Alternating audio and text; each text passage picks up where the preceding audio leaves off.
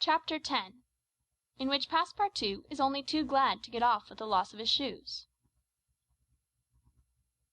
Everybody knows that the great reversed triangle of land, with its base in the north and its apex in the south, which is called India, embraces 1,400,000 square miles, upon which is spread unequally a population of 180 millions of souls.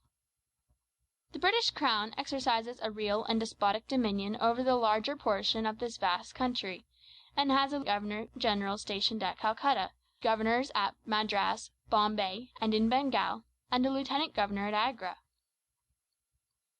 But British India, properly so called, embraces only 700,000 square miles, and a population of from 100 to 110 millions of inhabitants. A considerable portion of India is still free from British authority, and there are certain ferocious rajahs in the interior who are absolutely independent. The celebrated East India Company was all powerful from 1756, when the English first gained a foothold on the spot where now stands the city of Madras, down to the time of the great Sepoy insurrection. It gradually annexed province after province, purchasing them of the native chiefs, whom it seldom paid, and appointed the governor-general and its subordinates, civil and military. But the East India Company has now passed away, leaving the British possessions in India directly under the control of the Crown. The aspect of the country, as well as the manners and distinctions of race, is daily changing. Formerly one was obliged to travel in India by the old cumbrous methods of going on foot or on horseback, in palanquins or unwieldy coaches. Now fast steamboats ply on the Indus and the Ganges, and a great railway, with branch lines joining the main line at many points on its route, traverses the peninsula from Bombay to Calcutta in 3 days. This railway does not run in a direct line across India. The distance between Bombay and Calcutta, as the bird flies, is only from 1,000 to 1,100 miles, but the deflections of the road increase this distance by more than a third. The general route of the great Indian Peninsular Railway is as follows. Leaving Bombay, it passes through Salsette, crossing to the continent opposite Tanna, goes over the chain of the Western Ghauts, runs thence north-east as far as Burhanpur, skirts the nearly independent territory of Bundelkund, ascends to Allahabad, turns thence eastwardly, meeting the Ganges at Benares, then departs from the river a little, and descending south-eastward by Burdavan and the French town of Chandernagore, has its terminus at Calcutta. The passengers of the Mongolia went ashore at 4:30 p.m. At exactly 8 the train would start for Calcutta. Mr. Fogg, after bidding good-bye to his whist partners, left the steamer, gave his servants several errands to do, urged it upon him to be at the station promptly at 8, and, with his regular step, which beat to the second like an astronomical clock, directed his steps to the passport office.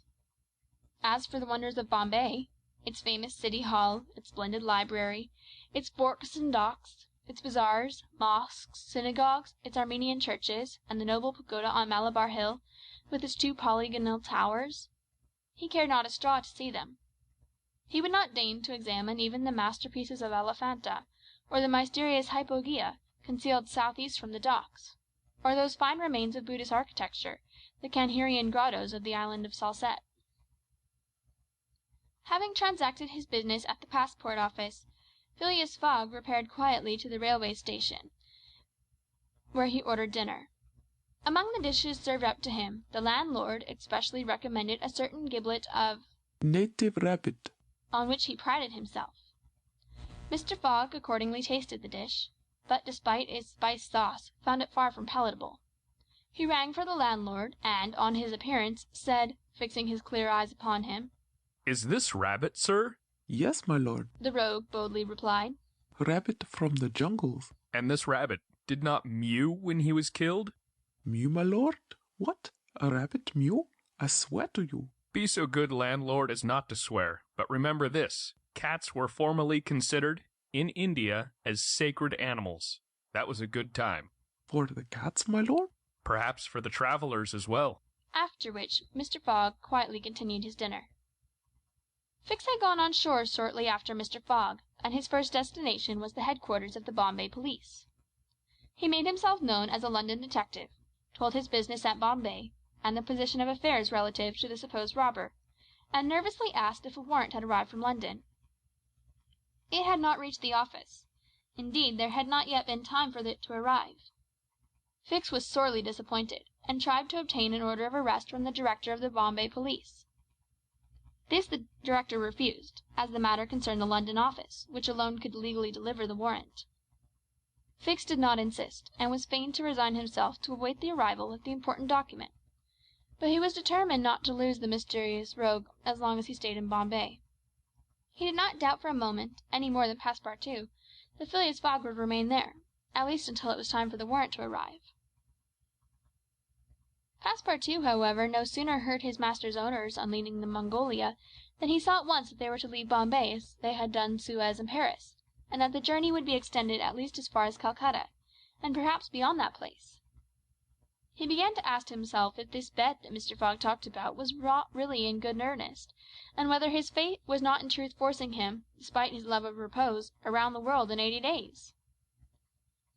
Having purchased the usual quota of shirts and shoes, he took a leisurely promenade around the streets, where crowds of people of many nationalities, Europe, Persians with pointed caps, Banyas with round turbans, Sindhis with square bonnets, Parsees with black mitres, and long-robed Armenians, were collected.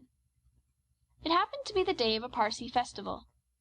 These descendants of the sect of Zoroaster, the most thrifty, civilized, intelligent, and austere of the East Indians, among whom are counted the richest native merchants of Bombay, were celebrating a sort of religious carnival, with processions and shows, in the midst of which Indian dancing girls, clothed in rose-coloured gauze, looped up with gold and silver, danced airily, but with perfect modesty, to the sound of viols and the clanging of tambourines.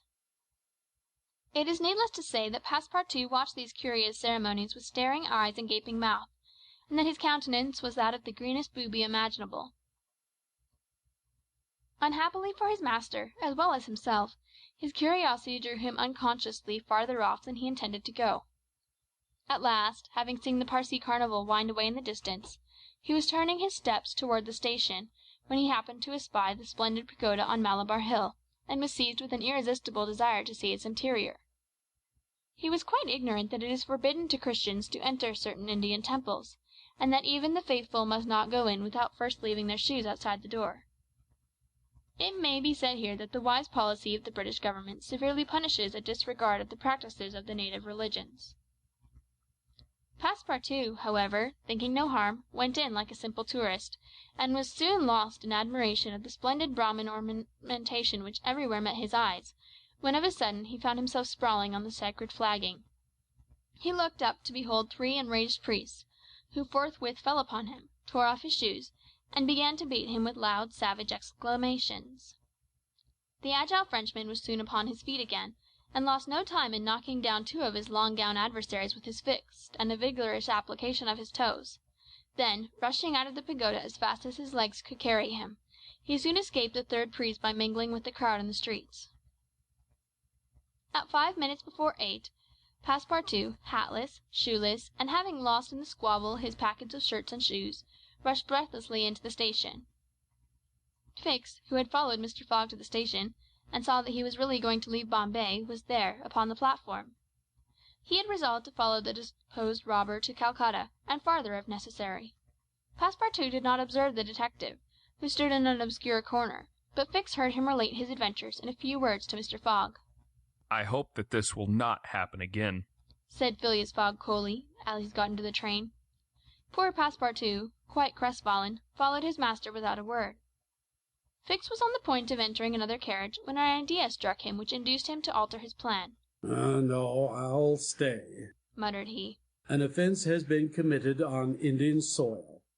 I've got my man. Just then the locomotive gave a sharp screech, and the train passed out into the darkness of the night.